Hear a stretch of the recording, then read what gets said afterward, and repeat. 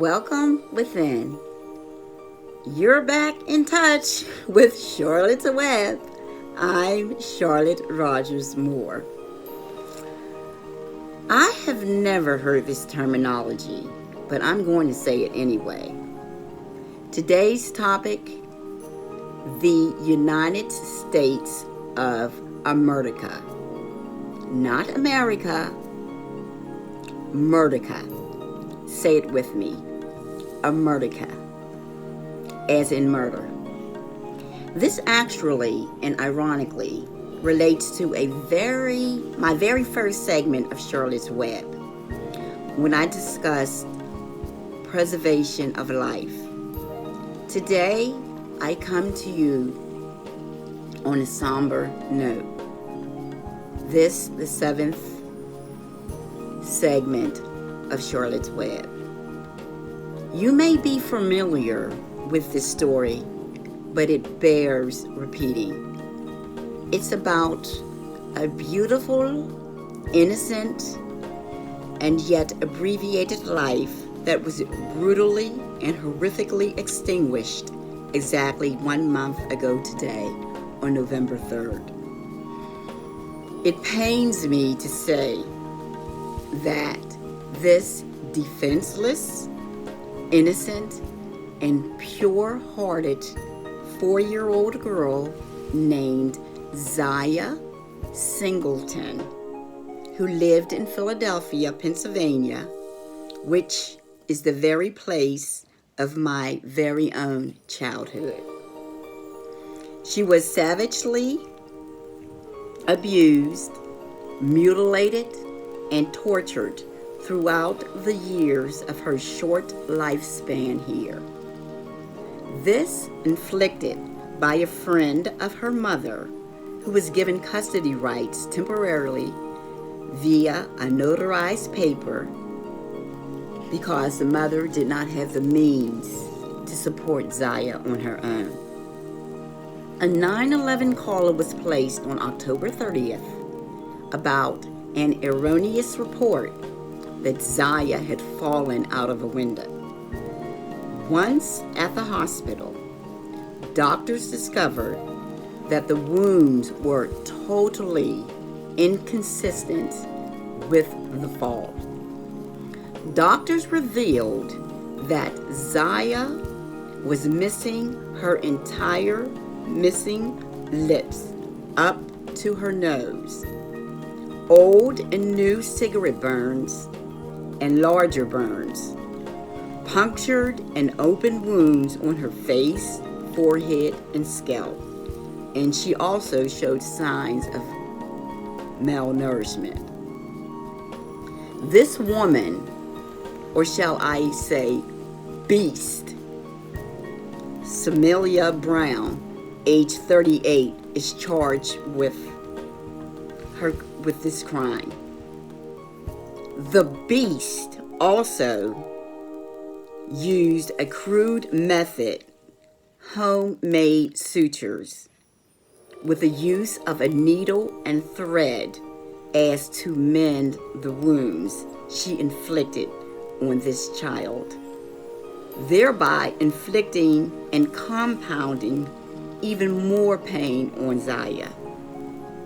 At the hospital, Zaya eventually succumbed to her severe injuries and died 4 days later from blunt force trauma and sepsis, meaning infection of her wounds. As a mother and human being, I cried the entire time I wrote and read these grisly details. I could not even imagine or conceive in the pit or depths of my soul the excruciating pain that this baby endured within her lifetime.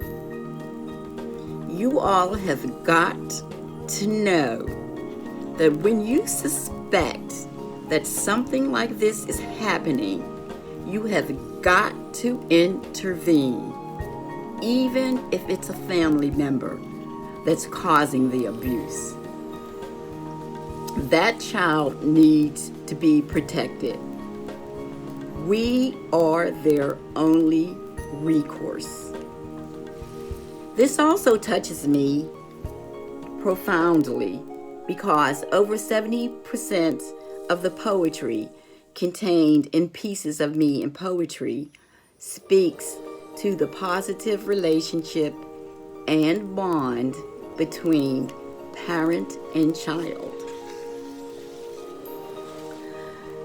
So now let's expand into more of the United States of America. Gun violence.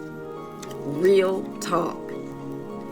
Gun violence and murder rates are through the roof. I just had a conversation about this with my firstborn son. No other nations or countries on the planet kills and injures one another at the alarming rate we do here in America. This is due to behavioral traits of Americans. Some can be linked to economical and social disparities. Other factors: anger, jealousy, crimes of passion, mental issues, not to mention mass killings. Guns are and always will be America's so-called solution to self-defense. But ironically, they're used as offense. Even those who are sworn in to protect their citizens, and yet they themselves are in fact killers themselves. I am by nature an optimist, and we far outnumber the pessimists. But it surely hits home when a friend or family member is injured or killed through violence. Come on, folks, people, we have got to right the ship and navigate into the direction of being civilized. MLK, Martin Luther King, said it best: we must learn to live together or perish as fools. These two poems are dedicated to 4-year-old Miss Naya Singleton from Pieces of Me in Poetry. The first selection is called What Are Children Made Of? And this is a photograph of my daughter in her infancy, Solana. It begins as: the birth of a child marks a significant milestone in a person's life. It changes the me to us. What are children made of? A sprinkle of sweetness, a pinch of humor, a dash of innocence, but mainly love. The day they're born and take their first breath, we marvel our miniature miracles deep within our soul's depths.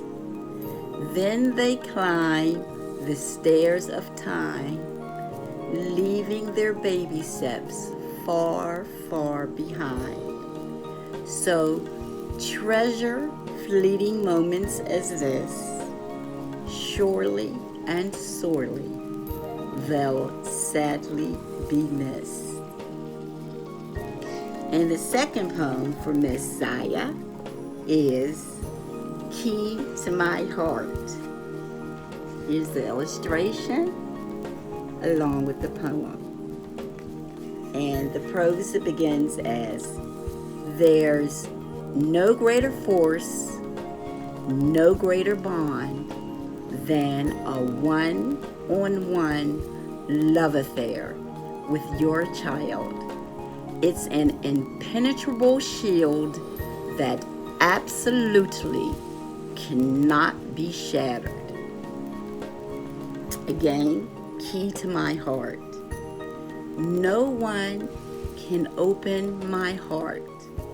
Only you know that part. In you, I have found love, peace, security. In your softness, gentleness, purity. Children are as natural as can be, so open, so loving, so free.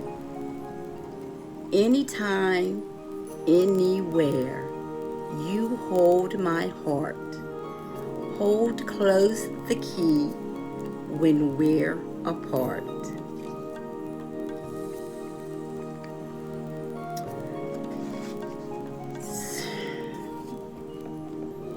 So long, Zaya, Miss Zaya Singleton.